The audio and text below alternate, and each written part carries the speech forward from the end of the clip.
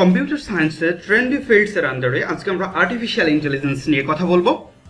আসলে কম্পিউটার সায়েন্সের যত ধরনের ট্রেন্ডি ফিল্ডস আছে, যতগুলো ট্রেন্ডি জব ফিল্ডস আছে, বা যতগুলো হটেস্ট ফিল্ড আছে, বা যতগুলো ইম্পর্টেন্ট ফিল্ডস আছে, তার মধ্যে অন্যতম হচ্ছে আর্টিফিশিয়াল ইন্টেলিজেন্স। সো আজকে আমরা বেসিক্যালি আর্টিফিশিয়াল ইন্টেলিজেন্স নিয়ে বোঝার চেষ্টা করব, দেন আর্টিফিশিয়াল ইন্টেলিজেন্সের জব ফিল্ডসগুলো দেখব, অ্যান্ড আর্টিফিশিয়াল ইন্টেলিজেন্সে যদি আমাদের ক্যারিয়ার স্টার্ট করতে চাই তাহলে সেটা কিভাবে শুরু করব, অ্যান্ড ফাইনালি আমরা কিছু প্রজেক্টের আইডিয়া দিই। ঠিক আছে, তো ইনিশিয়ালি আমরা বুঝতে চাচ্ছি যে আর্টিফিশিয়াল ইন্টেলিজেন্স আসলে কি। ঠিক আছে, তো প্রথম কথা হলো যে আর্টিফিশিয়াল ইন্টেলিজেন্সের মূল টেন্ডেন্সি হচ্ছে যে একটা মানুষ যেভাবে কাজ করে সেই কাজটাই একটা মেশিন করবে, এই টেন্ডেন্সি ধারণ করা। ঠিক আছে, মানে কি? মানে হলো একটা মানুষ তার দৈনন্দিন কাজগুলো যেভাবে করে, জাস্ট আর্টিফিশিয়াল ইন্টেলিজেন্সে কল্পনা করা হচ্ছে একটা মেশিন সেই কাজগুলো করবে। ঠিক আছে, তো এখন যদি আমরা ডেফিনেশনটা দেওয়ার চেষ্টা করি, দেখুন ডেফিনেশনটা কি। ডেফিনেশনটা হচ্ছে আর্টিফিশিয়াল ইন্টেলিজেন্স কম্পিউটার সায়েন্সের এমন একটা ব্রাঞ্চ যেখানে কোনো একটা ইন্টেলিজেন্ট মেশিন ক্রিয়েট করা হবে, যেই মেশিনটা একজন মানুষের মতো বিহেভ করতে পারে, একজন মানুষের মতো চিন্তা ভাবনা করতে পারে, এবং একজন মানুষের মতো সিদ্ধান্ত গ্রহণ করতে পারে। সো বোঝাই যাচ্ছে যে আসলে আর্টিফিশিয়াল ইন্টেলিজেন্স কি করতে চাচ্ছে। সো আর্টিফিশিয়াল ইন্টেলিজেন্স বেসিক্যালি এমন একটা ফিল্ড তৈরি করতে চাচ্ছে যেখানে কোনো একটা মেশিন একজন মানুষের মতো চিন্তা ভাবনা করবে, একজন মানুষের মতো বিহেভ করবে, একজন মানুষের মতো সিদ্ধান্ত গ্রহণ করতে পারবে। সো এখান থেকে আমাদের ফিল করতে হবে বা এখান থেকে আমাদের অনুধাবন করতে হবে যে বর্তমান ওয়ার্ল্ড বা আপকামিং যে টেকনোলজির ওয়ার্ল্ড আমাদের সামনে ওয়েট করছে, সেখানে আর্টিফিশিয়াল ইন্টেলিজেন্সের গুরুত্বটা কতটা বেশি হবে।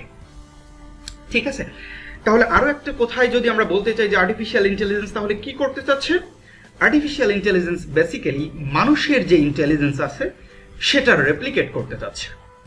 ঠিক আছে, সো এই যে মানুষের টেন্ডেন্সিটাকে বা মানুষের কাজের টেন্ডেন্সিটাকে মেশিনের মধ্যে ইমপ্লিমেন্ট করা, এই বিষয়টার উপর ডিপেন্ড করেই আসলে সায়েন্টিস্টরা এখন বলতে চাচ্ছে যে আর্টিফিশিয়াল ইন্টেলিজেন্স বেসিক্যালি গ্লোবাল যে ইকোনমি বা বিশ্বের যে ইকোনমি সেটাকে ট্রান্সফর্ম করে ফেলবে।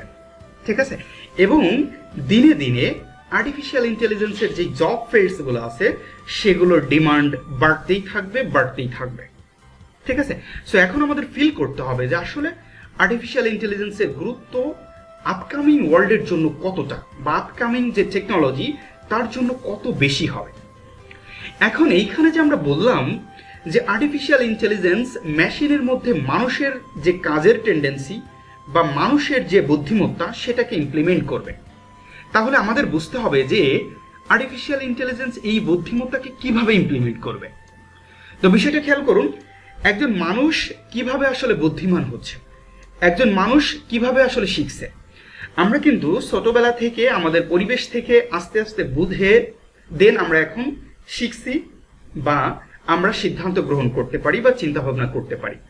তাহলে আপনি যদি আর্টিফিশিয়াল ইন্টেলিজেন্সের মতো করে কোনো একটা মেশিনকে এই বোঝাতে চান বা লার্ন করাতে চান বা সিদ্ধান্ত গ্রহণ করার মতো ক্যাপাবিলিটি তার মধ্যে অর্জন করাতে চান, তাহলে আপনাকে যে কাজটা করতে হবে সেটা হলো যে মেশিন লার্নিং এর হেল্প নিতে হবে। মানে মেশিন লার্নিং এর সাহায্যে আমাদের মেশিনগুলো ডেটা অ্যানালাইসিস করে এই মানুষের মতো বিহেভ করবে, মানুষের মতো চিন্তা ভাবনা করবে, মানুষের মতো সিদ্ধান্ত গ্রহণ করার ক্যাপাবিলিটি অর্জন করবে। সো আমরা বলতে পারি আর্টিফিশিয়াল ইন্টেলিজেন্সের সাথে মেশিন লার্নিং এর অনেক বড় ধরনের একটা সম্পর্ক রয়েছে। ঠিক আছে, বেসিক্যালি আসলে আর্টিফিশিয়াল ইন্টেলিজেন্স বেসড কোনো সিস্টেম যদি আপনি তৈরি করতে চান তাহলে অবশ্যই আপনাকে মেশিন লার্নিং জানতে হবে। মানে আর্টিফিশিয়াল ইন্টেলিজেন্স রিলেটেড কোনো জায়গাতে যদি আপনি জব করতে চান অবশ্যই আপনাকে মেশিন লার্নিং জানতে হবে। ঠিক আছে, এখন আমরা আসলে দেখি যে আর্টিফিশিয়াল ইন্টেলিজেন্স বা এই যে মেশিন লার্নিং এর রিলেশন থেকে এর জব ফিল্ডস কোনগুলা। ঠিক আছে, বা বর্তমান ওয়ার্ল্ডের রেসপেক্টে বা আপকামিং ওয়ার্ল্ডের রেসপেক্টে যদি বিবেচনা করি তাহলে সব থেকে হাই স্যালারি সম্পন্ন artificial intelligence and machine learning related যে জব ফিল্ডগুলো হবে তার মধ্যে অন্যতম হচ্ছে সিনিয়র বা জুনিয়র ডেটা সায়েন্টিস্ট। ঠিক আছে, এবং থাকবে আর্টিফিশিয়াল ইন্টেলিজেন্স বা মেশিন লার্নিং রিসার্চ সায়েন্টিস্ট, ঠিক আছে। তারপরে থাকবে হচ্ছে ডিপ লার্নিং ইঞ্জিনিয়ার, কেননা এই বিষয়গুলো আর্টিফিশিয়াল ইন্টেলিজেন্সের সঙ্গে রিলেটেড। তারপরে থাকবে অ্যালগোরিদম ইঞ্জিনিয়ার, এরপরে ডেটা অ্যানালিটিক্স থাকতে পারে, এরকম আরো অনেক ফিল্ডস আছে।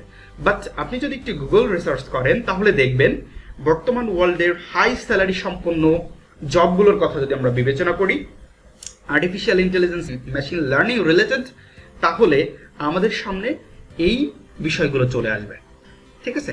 সো আপনি যদি আপনার ক্যারিয়ার আর্টিফিশিয়াল ইন্টেলিজেন্সে বা মেশিন লার্নিং রিলেটেড কোনো ফিল্ডে স্টার্ট করতে চান, তাহলে এগুলোর মধ্যে থেকে যে কোনো একটা ফিল্ড হতে পারে আপনার জন্য বেস্ট চয়েস। ওকে, সো এখন আমরা যদি আর্টিফিশিয়াল ইন্টেলিজেন্স বা মেশিন লার্নিং রিলেটেড কোনো ফিল্ডে জব স্টার্ট করতে চাই বা আমাদের ক্যারিয়ার স্টার্ট করতে চাই, তাহলে আমরা কিভাবে শুরু করব, ঠিক আছে। সো প্রথমত আমাদের যেটা লাগবে সেটা হচ্ছে আমাদের প্রবলেম সলভিং লজিক লাগবে, ঠিক আছে। দ্যাট মিনস আপনাকে একটা প্রোগ্রামিং ল্যাঙ্গুয়েজ ভালোভাবে জানতে হবে, সেই প্রোগ্রামিং ল্যাঙ্গুয়েজের সাহায্যে আপনার প্রবলেম সলভিং ক্যাপাবিলিটি অনেক বেশি স্ট্রং করতে হবে। তো আপনি আপনার প্রবলেম সলভিং ক্যাপাবিলিটি স্ট্রং করতে পারেন সি বা সি প্লাস প্লাস যে কোনো একটা ল্যাঙ্গুয়েজ দিয়ে, বাট আর্টিফিশিয়াল ইন্টেলিজেন্সের জন্য বা মেশিন লার্নিং রিলেটেড জব ফিল্ডসের জন্য আপনাকে অবশ্যই পাইথন শিখতে হবে। কেন পাইথন শিখতে হবে সেটার একটা কারণ হলো যে বর্তমান ওয়ার্ল্ডে যত আর্টিফিশিয়াল ইন্টেলিজেন্স রিলেটেড সায়েন্টিস্ট আছেন তাদের সবার ডিফল্ট চয়েস হচ্ছে প্রোগ্রামিং ল্যাঙ্গুয়েজ হিসেবে পাইথন। দ্যাটস ওয়াই পাইথন শেখাটা আমাদের জন্য বেস্ট হবে, এবং অবশ্যই আমাদের প্রবলেম সলভিং ক্যাপাবিলিটি অনেক হাই হতে হবে। সো প্রবলেম সলভিং ক্যাপাবিলিটি যখন আপনার হাই হবে তখন আপনাকে শিখতে হবে মেশিন লার্নিং রিলেটেড যে কোনো একটা ফ্রেমওয়ার্ক, সেটা হতে পারে টেনসরফ্লো, ক্যাফে বা পাইটর্স বা কেরাস, এরকম আরো অনেক ফ্রেমওয়ার্কস আপনি গুগলে পাবেন। সো তার মধ্য থেকে জাস্ট যে কোনো একটা ফ্রেমওয়ার্কে আপনাকে বস হতে হবে, ঠিক আছে। সো এই প্রবলেম সলভিং ক্যাপাবিলিটি স্ট্রং করার পরে যে কোনো একটা মেশিন লার্নিং ফ্রেমওয়ার্ক যদি আপনি শিখে ফেলতে পারেন, তাহলেই বেসিক্যালি আপনার ক্যারিয়ারটা এআই ফিল্ডে স্টার্ট করার জন্য অনেক কিছু হয়ে যাবে। তো এগুলো শেখার পরে আপনি শিখতে পারেন ক্লাউড প্ল্যাটফর্ম সম্পর্কে, যেমন অ্যামাজন ওয়েব সার্ভিস, অ্যাজিওর সম্পর্কে, মাইক্রোসফটের। কেন? কারণ হচ্ছে বা মানুষের চিন্তা ভাবনাকে যেহেতু আমরা মেশিনের মধ্যে ইমপ্লিমেন্ট করতে চাচ্ছি, দ্যাটস ওয়াই এখানে হিউজ অ্যামাউন্টের ডেটা নিয়ে কাজ করতে হবে, তখন অবশ্যই আপনাকে ক্লাউড প্ল্যাটফর্ম সম্পর্কে জানতে হবে। এরপরে আপনি শিখতে পারেন বিগ ডেটার যে কোনো একটা টুলস, সেটা হতে পারে স্পার্কস, সেটা হতে পারে হ্যাডুপ, ঠিক আছে, যে কোনো একটা কিছু আপনি শিখতে পারেন। এরপরে আপনি natural language processing tools, spicy শিখতে পারেন, তারপর হচ্ছে এনএলটিকে, এগুলো শিখতে পারেন। বাট ইনিশিয়ালি আপনি যেটা দিয়ে স্টার্ট করবেন সেটা হলো পাইথন এবং মেশিন লার্নিং এর যে কোনো একটা ফ্রেমওয়ার্ক, ঠিক আছে। এখন এইগুলো তো শেখা হলো, এইগুলো শেখার পরে আপনি কি করবেন? এইগুলো শেখার পরে জাস্ট আপনাকে বেসিক কয়েকটা প্রজেক্ট স্টার্ট করতে হবে।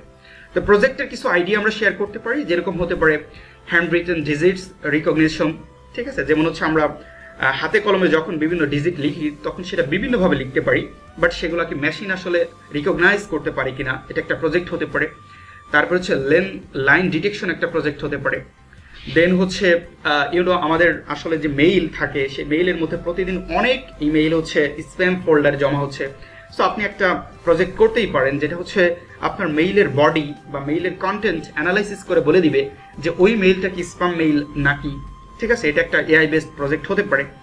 তারপরে হচ্ছে আপনি কোনো একটা সোর্স থেকে ডেস্টিনেশনে যেতে চাচ্ছেন, সেই সোর্স থেকে ডেস্টিনেশনে যাওয়ার জন্য আপনার সামনে অনেকগুলো পাথ থাকতে পারে, বাট বেস্ট পাথ কোনটা সেটা ফাইন্ড আউট করার জন্য একটা প্রজেক্ট আপনি করতে পারেন।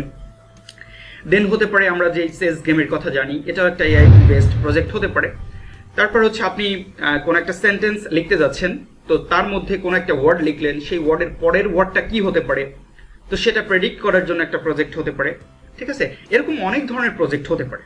তো এই প্রজেক্টের যদি আরো আইডিয়াজ আপনারা পেতে চান তাহলে এখানে আরো যেতে পারেন, ডেটা ফ্লেয়ার এই ওয়েবসাইটে, যে এখানে আর্টিফিশিয়াল ইন্টেলিজেন্সের অনেক ধরনের প্রজেক্ট আইডিয়াস এখান থেকে পেতে পারেন। এখন কোশ্চেন হলো যে আপনার এতক্ষণের ডিসকাশন থেকে যদি মনে হয় যে আপনি আপনার ক্যারিয়ারটা আর্টিফিশিয়াল ইন্টেলিজেন্স স্টার্ট করবেন, তাহলে অবশ্যই প্রথমত আপনার প্রবলেম সলভিং ক্যাপাবিলিটিটা স্ট্রং করে জাস্ট মেশিন লার্নিং এর কোন একটা ফ্রেমওয়ার্কের উপর স্টাডি করে বা শিখে আপনাকে বেসিক কিছু প্রজেক্ট স্টার্ট করতে হবে এবং সেগুলোকে গিট হাবে আপলোড করতে হবে বা গিট হাব রিলেটেড যে সাইটগুলো আছে সেখানে আপলোড করতে হবে। আপলোড করে এবার হচ্ছে আপনি জব ফিল্ডের জন্য অ্যাপ্লাই করা স্টার্ট করতে পারেন, ঠিক আছে। সো আমি ফাইনালি যেটা বলতে চাই সেটা হলো যে আপনার যদি আর্টিফিশিয়াল ইন্টেলিজেন্সের উপর ইন্টারেস্ট থাকে বা ইন্টারেস্ট গ্রো করে, তাহলে বর্তমান world and the upcoming world, এই দুইটার রেসপেক্টে আমরা বলতে পারি যে আর্টিফিশিয়াল ইন্টেলিজেন্সের ক্যারিয়ার হতে যাচ্ছে অনেক অনেক হাইয়েস্ট স্যালারি সম্পন্ন এবং অনেক বেশি প্রেস্টিজিয়াস অ্যান্ড অনেক বেশি ডিমান্ডেবল। সো এরকম কম্পিউটার সায়েন্সের আরও ট্রেন্ডি টপিকস বা হট টপিকস নিয়ে আমরা কথা বলবো, সেগুলো দেখার আমন্ত্রণ রইল। ধন্যবাদ।